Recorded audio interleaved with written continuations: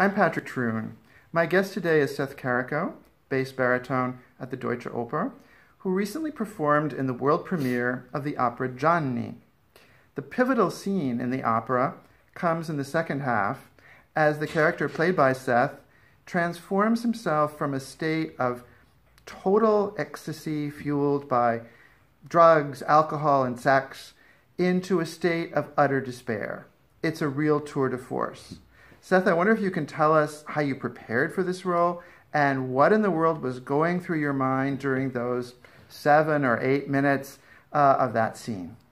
Well, this kind of scene, for me, you have two big problems. You have one is how do you relate to the character and what he's going through, and then the other problem is because it's such a long time with only you going through this experience, how do you pace that journey? How do you go from point A to point B, not getting to point B too soon and then having to stand there gyrating for 7 more minutes? Or how do you maintain intensity so the audience doesn't get bored?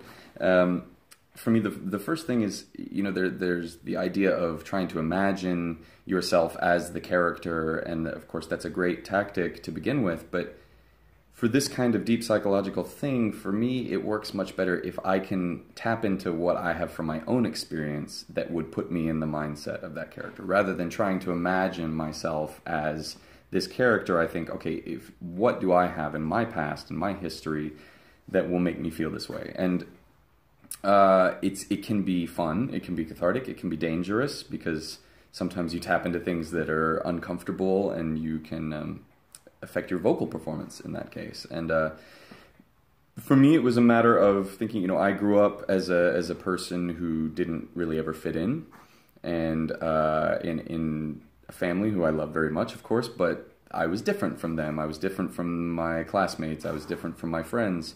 And so to me, I had this idea throughout the piece that I have something to say, I have a point of view, and everyone around me is trying to counteract that point of view. But I, through sheer will, am going to prove to them that my point of view is valid. And so for me, for this 7 or 8 minutes of this scene, the beginning was the ecstasy of realizing my point of view and thinking, okay, I'm free. I can finally be who I want to be. In this case, he's lived a sheltered lifestyle, but now he's breaking free as a party boy and really showing himself. But then throughout, you have to find the moments where that contradictory voice comes in and tells you, no, you can't be free. You can't have what you want. You're wrong. Everything that you want to do is invalid.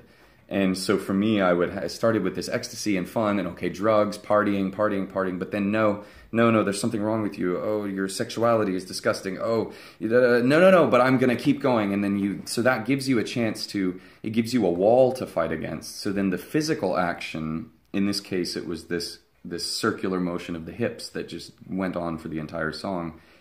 This physical action becomes a way to revive your desire to express. And so every time I would start to maybe slow down a little bit and start to doubt myself, but no, and then it gives you more energy to push forward and keep going. And so it was this constant battle, which hopefully keeps it interesting for the audience. So it's not just this hypnotic thing, but it's actually building and coming to a crescendo. And I think that helped greatly with the pacing as well, because 7 minutes of one motion over and over can be difficult to watch. It's very difficult to do. It's very uncomfortable to do because you're so close to the audience in such a small space, and you're standing here doing this thing that you're incredibly uncomfortable with while people are sitting, 2 meters away from you.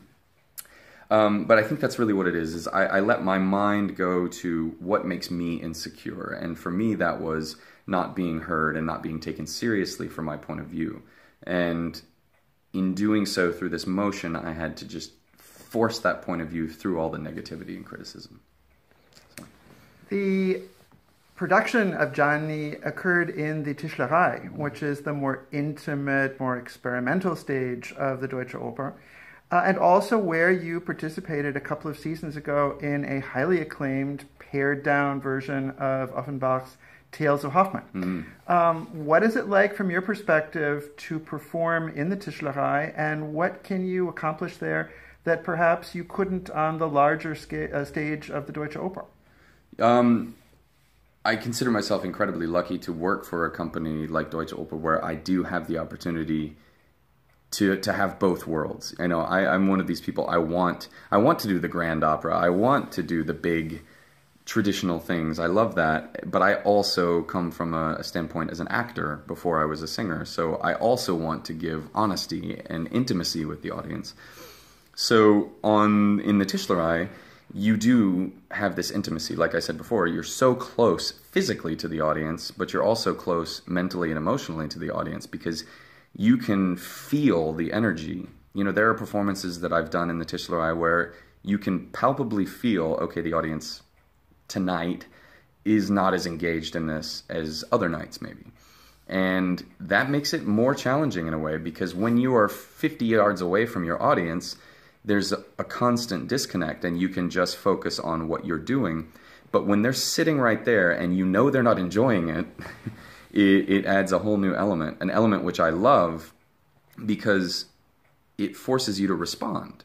Now, that doesn't mean you have to change your performance or try to please them because the only way to win over that situation when they're maybe not engaged is to be more honest. And I firmly believe that if you give the audience complete honesty, then they will be engaged in what you are doing. And so I love the chance to have this direct connection with my audience. And I don't have to, and it also enables you to do things on a very small scale. You know, you can, like in a film, just think about an emotion and then it reads to the audience. You don't have to express it with your entire body or big facial expressions or things like that. But I do really appreciate the opportunity to have both chances, to do the big grand things, but then also to have an evening where you are really sharing an experience.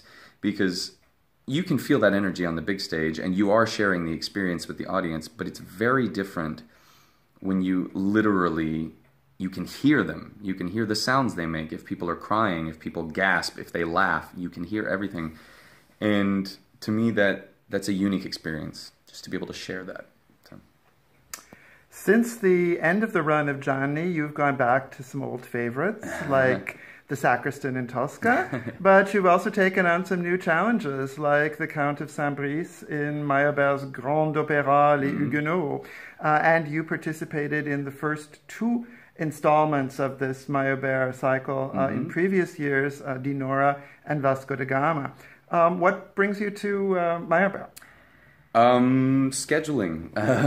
But it's funny that I never dreamed that I would be a Meyerbeer expert, but by the end of next season I will have done 4 Meyerbeer operas, and I don't think there are that many singers in the world that can say that.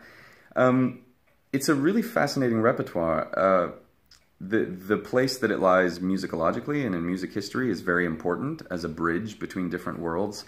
I tend to land more on the latter side of that bridge. I prefer the world of Shostakovich and of course from Wagner and on, and Britain I love.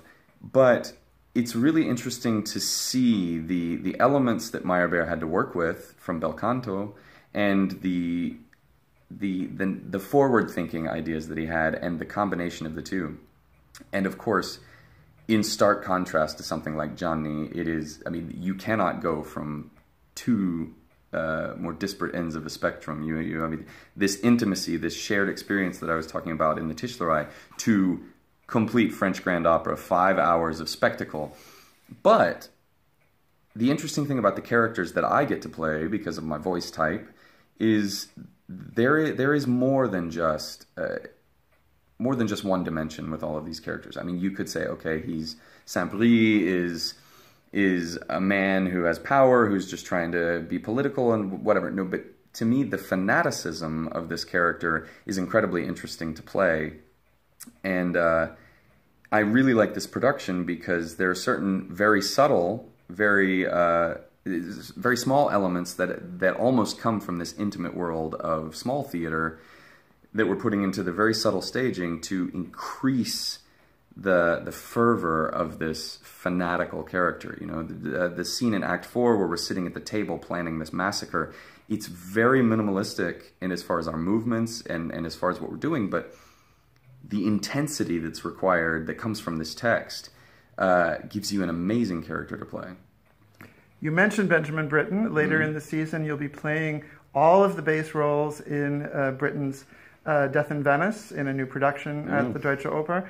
I presume you're looking forward to that very much. Oh, very much so. I love Benjamin Britten's music and all of his works. This one is a particularly interesting piece to play because it really hangs on the text and it really hangs on the willingness of the performers to bring something out of themselves to do it. And I have been a fan of Richard Croft ever since I began singing because, like I said, I come more from an acting standpoint before I began singing. And so I've always gravitated to singers who I would call singing actors. That's in no way diminishing anyone's voice. Of course, the man has a glorious voice, but he is such a committed performer. And I've honestly dreamed of meeting him and just to tell him how much of a fan I am of his. But now I have the chance of working very intimately together for weeks because this piece really does hang on these two performers. And I cannot wait to just dive into the psychology and the danger of this piece. So. We can't wait to see it either. Yeah. Thanks very much. I've been speaking with Seth Carico, Bass-Baritone at the Deutsche Oper. I'm Patrick Truhn. See you soon at the opera.